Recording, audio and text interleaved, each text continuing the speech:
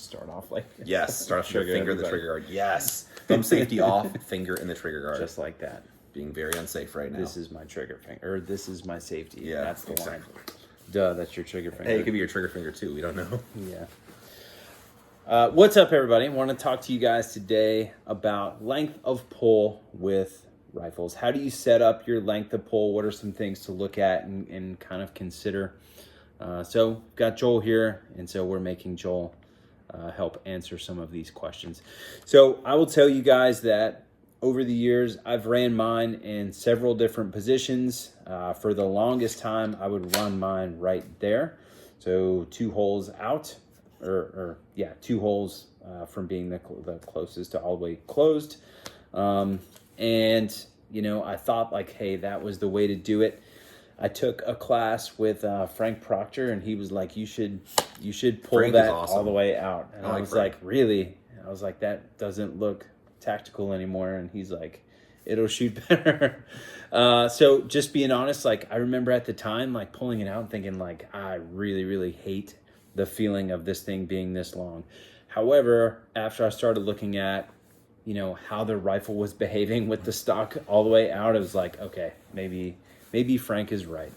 So I run mine all the way out. I think all the way out for most, you know, full-grown dudes that are not, you know, midgets, trans, or like some sort of small lady, a child maybe. Demonetize. Like it needs to be all the way out. 1 click in, fine. Most you know, dudes all the way out. What are your thoughts on this? Yeah, well, I've just got a braced pistol, but I'm going to talk about this a little bit. So I think the conventional wisdom was if you get the stock shorter, you'll get your upper body closer to the receiver, which then, I don't have a very good angle. It allows you to grip further forward on the handguard. So the idea was having the gun all the way out there, right? Right, because then you have more control over it in theory, because you'd have almost to the muzzle, all the way back to the buttstock, all captured, kind of within your grasp, so to speak. I really hate putting my hand that far out as well. Well, that's another problem. Yes.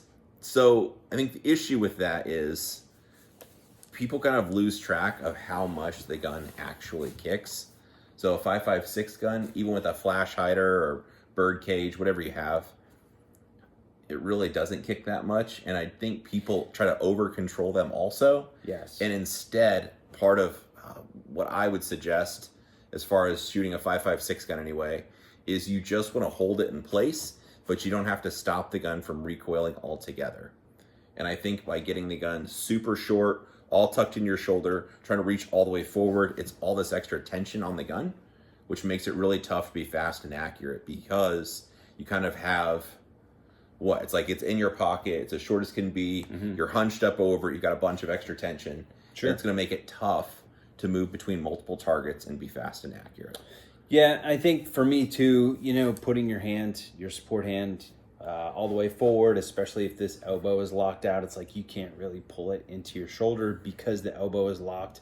As soon as you unlock this elbow, and typically what I tell guys to do is unlock the elbow and point it down to the ground. Unlocking the elbow and keeping that bend in it, you'll feel the rifle suck back into your shoulder. And for me, that's important because just keeping the bend in the shoulder, having the rifle suck back in my shoulder from that alone, I don't really have to add any sort of, you know, effort to pull the gun back into my shoulder, which to me is important because I can hold that same exact pressure forever and ever and ever. And it's just more efficient to keep the same pressures on the gun as I'm shooting it. The length of pull for me, I think like a decent thing to check is kind of like, you know, what they would tell you like on an old shotgun, like how to fit the shotgun stock to your body, right? If you put the stock in the crook of your elbow, you should be able to reach the trigger. And for, I would say most grown men, it's all the way out. I agree. The other reason for having the stock forward is, like I said, you don't have to grip it as close to the muzzle. And I feel like this, otherwise when you have like your face very close to the receiver, it's, I think tough to be target focused. Your posture normally changes. You'd be leaning more forward. It just makes it tougher to kind of, I don't know, maybe have spatial awareness. That sounds tactical. but I like it. you end up getting so kind of hunched over and locked into just a small little area that it makes it tough to be able to move dynamically or shoot multiple targets. Well, it's interesting too, like where the collapsed stock thing came from on these rifles. It's like that was like spillover from the ACOG days, where like guys were issued ACOGs that had what, 1.5 to 2 inch eye relief on it. Sure. And so they needed their stocks all the way closed to be able to meet the eye relief on those ACOGs.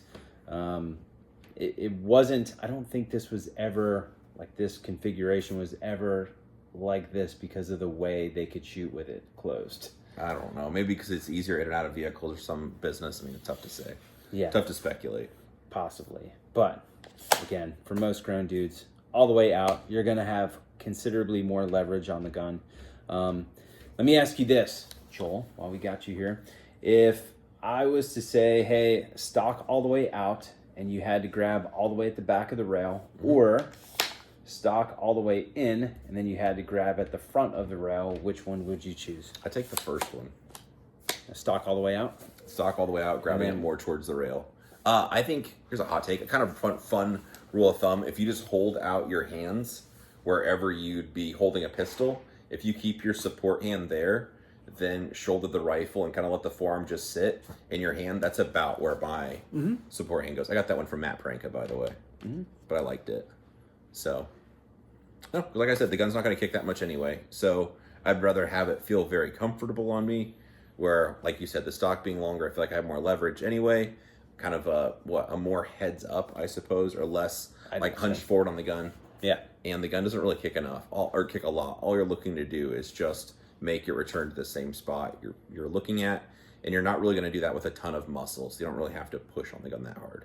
Yeah, I think it's worse. Like, typically, the more you wrestle with these things, the worse it gets. I agree. Oftentimes, like, I'll do a demo in class where I will just hold the front of the rifle like this and hold the back of the rifle like this and shoot doubles.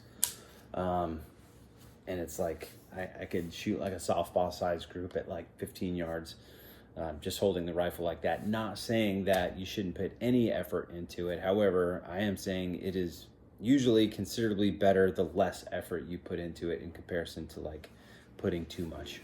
Dude, I like it. So, very good. Perfect.